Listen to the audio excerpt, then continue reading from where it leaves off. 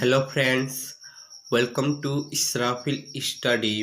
तो आज हम लोग class 9th math chapter number 1 वास्तविक संख्या के प्रश्नावली 1.1 को हल करेंगे। तो वीडियो को लास्ट तक देखिएगा जिससे कि आप अच्छे तरीके से समझ सके। तो चलिए हम वीडियो को शुरू करते हैं। तो दोस्तों, क्वेश्चन नंबर 1 है, क्या 0 एक परिमेय संख्या है? क्या इसे P/Q के रूप में लिख सकते हैं जहां P और Q पूर्णांक है और Q बराबर 0 नहीं है? तो देखिए इसका हल में हम लिख लेते हैं। यहाँ हमें क्वेश्चन में क्या बोला है, 0 0 हमारा क्या एक परिमेय संख्या है? तो दोस्तों, इस 0 को हम क्या लिख सकते हैं? हम 0 को 0/2, 0/3, 0/5 लिख सकते हैं कि नहीं? लिख सकते हैं।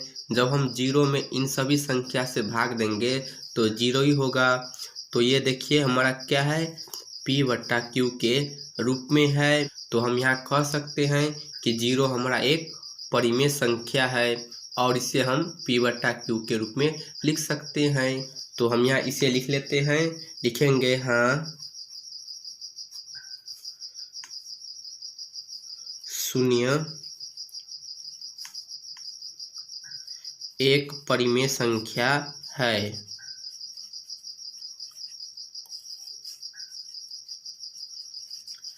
शून्य एक परिमेय संख्या है क्योंकि कारण लिख लेते हैं, क्योंकि 0 को P/Q के अर्थात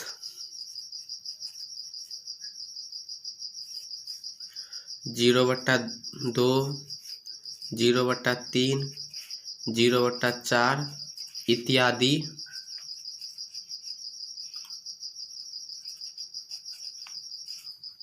रूप में लिखा जा सकता है।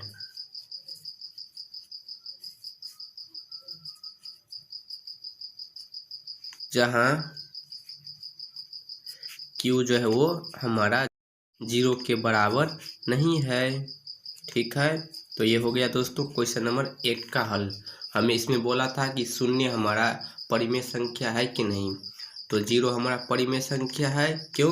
क्योंकि हम इसे P/Q के रूप में लिख सकते हैं।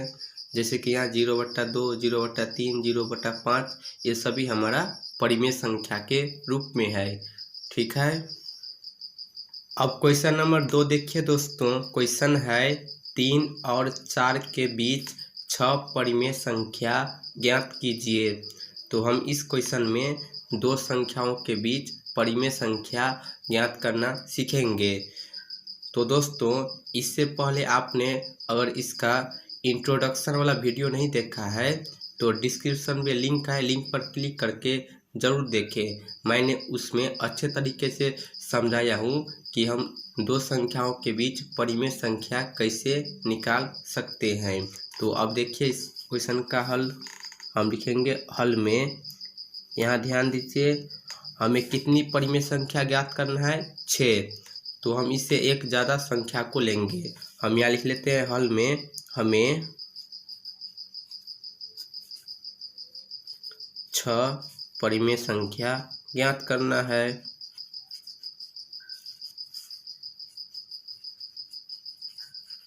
6 परिमेय संख्याएं ज्ञात करना है। तो इसीलिए दोस्तों क्या होगा कि 6 + 1 = 7। तो 6 से 1 ज़्यादा 7 होता है। तो इसीलिए हमने यहाँ 6 + 1 = 7 लिख दिया।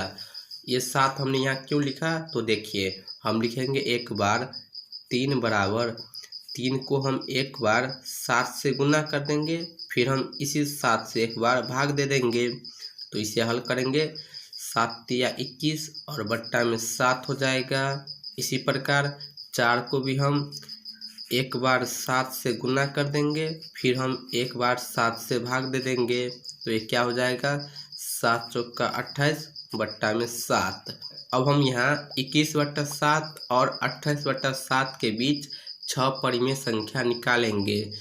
तो हमारा 3 और 4 के बीच भी 6 परिमेय संख्या निकल कर आ जाएगा।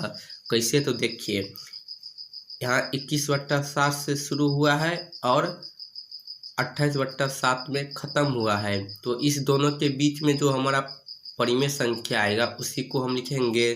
तो 21/7 से आगे दोस्तों कौन सा परिमेय संख्या हो जाएगा, 22/7।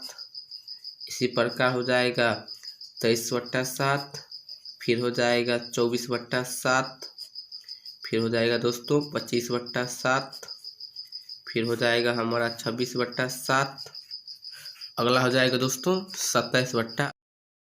इसके बाद क्या होगा, 28/7 होगा। तो 28/7 यहाँ पहले से ही है। तो अब हम यहाँ देख लेते हैं कि हमारा 6 परिमेय संख्या है कि नहीं। तो देखिए 1 2 3 4 5 6, यानी 3 और 4 के बीच हमारा 6 परिमेय संख्या निकल कर आ चुका है। तो दोस्तों यही होगा इसका हल। तो इस प्रकार हम दो संख्याओं के बीच परिमेय संख्या को निकालते हैं। आपको यहाँ ध्यान देना है कि हमें कितनी परिमेय संख्या ज्ञात करना है। तो जितना भी रहे उसमें हम एक प्लस कर कर उस संख्या को एक बार गुना और एक बार भाग कर कर लिखेंगे। फिर हम उस दोनों संख्याओं के बीच परिमेय संख्या निकालेंगे तो हमारा परिमेय संख्या निकल कर आ जाएगा। ठीक है। अब क्वेश्चन नंबर 3 देखिए दोस्तों। क्वेश्चन है 3/5 और 4/5 के बीच 5 परिमेय संख्याएं ज्ञात कीजिए। तो इसे भी हम क्वेश्चन नंबर 2 की तरह ही हल करेंगे। तो यहाँ हम हल में लिखेंगे दोस्तों, हमें कितनी परिमेय संख्या ज्ञात करना है, हमें 5 परिमेय संख्याएं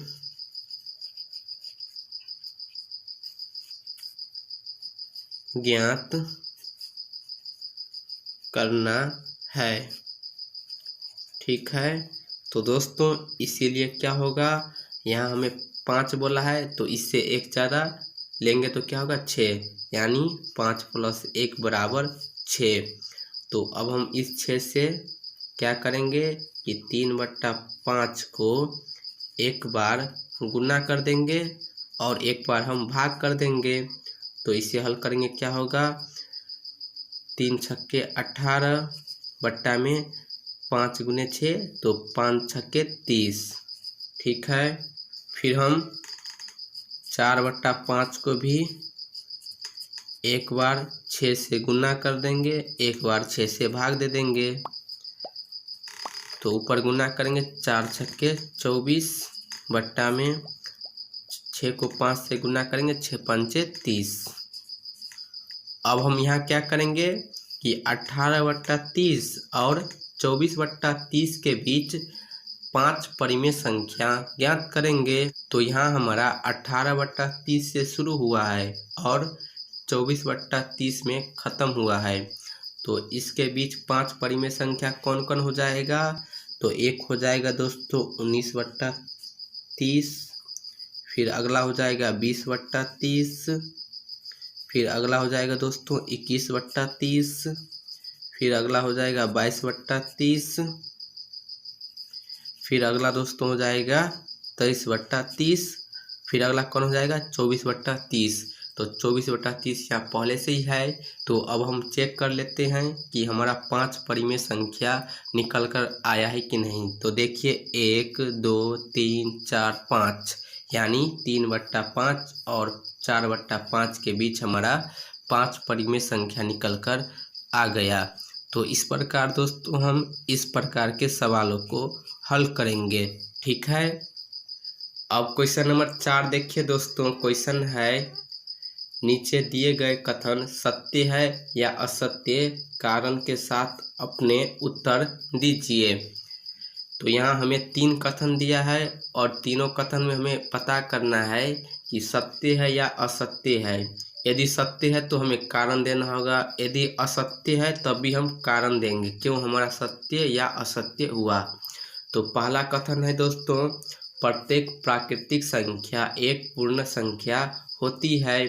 तो दोस्तों प्राकृतिक संख्या क्या होता है, एक से स्टार्ट होता है। और पूर्ण संख्या दोस्तों क्या है कि यदि हम प्राकृतिक संख्या में जीरो को मिला देंगे तो हमारा पूर्ण संख्या हो जाएगा। यानी इसका ये मतलब हुआ कि हमारा प्रत्येक प्राकृतिक संख्या एक पूर्ण संख्या होती है, यानी ये कथन सत्य है। तो हम लिख लेते हैं इसे, हम लिखेंगे सत्य। ठीक है, क्यों हमारा सत्य हुआ दोस्तों, तो कारण लिख लेते हैं, क्योंकि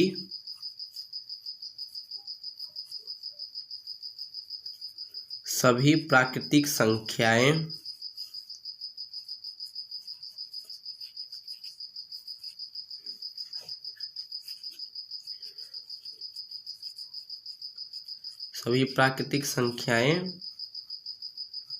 पूर्ण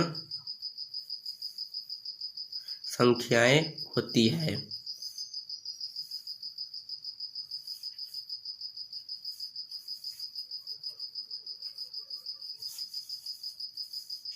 जैसे कि उदाहरण के लिए 1 2 3 4 इसी प्रकार हो जाएगा। ठीक है, अब दूसरा कथन देखिए दोस्तों। दूसरा कथन है प्रत्येक पूर्णांक एक पूर्ण संख्या होती है। तो दोस्तों यहाँ पूर्णांक और पूर्ण संख्या दिया है। तो पूर्णांक दोस्तों क्या होता है कि जीरो से पहले और जीरो के बाद वाली संख्या। पूर्ण संख्या में हमारा सिर्फ प्लस वाला नंबर ही रहता है, लेकिन पूर्णांक में हमारा क्या होता है, प्लस माइनस दोनों संख्या रहता है। तो इसीलिए ये कथन क्या होगा, असत्य होगा। तो हम लिख लेते हैं इसके आंसर में असत्य। क्यों, क्योंकि कारण लिख लेते हैं,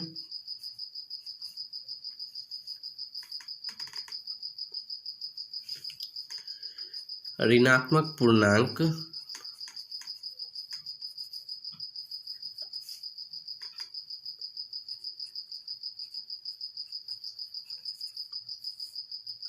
पूर्ण संख्या नहीं होती है।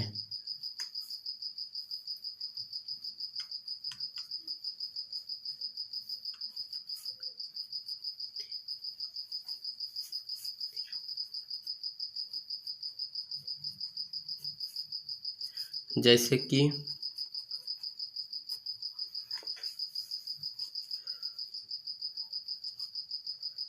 -2 -3 -4 इसी प्रकार। अब देखिए तीसरा कथन। तो तीसरा कथन है दोस्तों, प्रत्येक परिमेय संख्या एक पूर्ण संख्या होती है। तो दोस्तों यहाँ देखिए क्या है, परिमेय संख्या और पूर्ण संख्या। तो दोस्तों यहाँ जो हमारा परिमेय संख्या है, परिमेय संख्या हमारा एक पूर्णांक संख्या भी होता है। तो हमने अभी ये कथन पढ़ा है कि पूर्णांक हमारा पूर्ण संख्या नहीं होती है। तो इसी प्रकार परिमेय संख्या भी हमारा एक पूर्ण संख्या नहीं होगा, क्योंकि परिमेय संख्या में भी हमारा माइनस वाला नंबर आता है इसीलिए। तो ये भी दोस्तों कथन क्या होगा, असत्य। ठीक है, क्योंकि कारण लिख लेते हैं,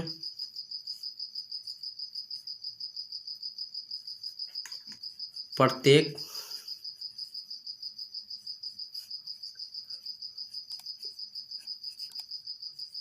परिमेय संख्या एक पूर्ण संख्या नहीं होता है।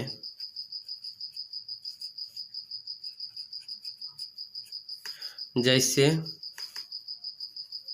उदाहरण के लिए -2/3 -5 -3/2 ये सभी हमारा क्या है, ये सभी हमारा परिमेय संख्या है। लेकिन पूर्ण संख्या हमारा क्या होता है, प्लस में होता है। तो ये सभी हमारा परिमेय संख्या माइनस में है, तो इसीलिए हमारा क्या होगा, कथन असत्य होगा।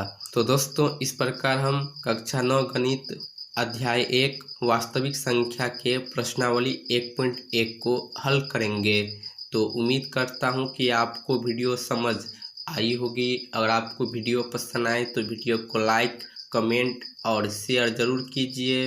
अगर आप चैनल पे पहली बार आए हैं तो प्लीज़ चैनल को सब्सक्राइब ज़रूर कर लीजिए।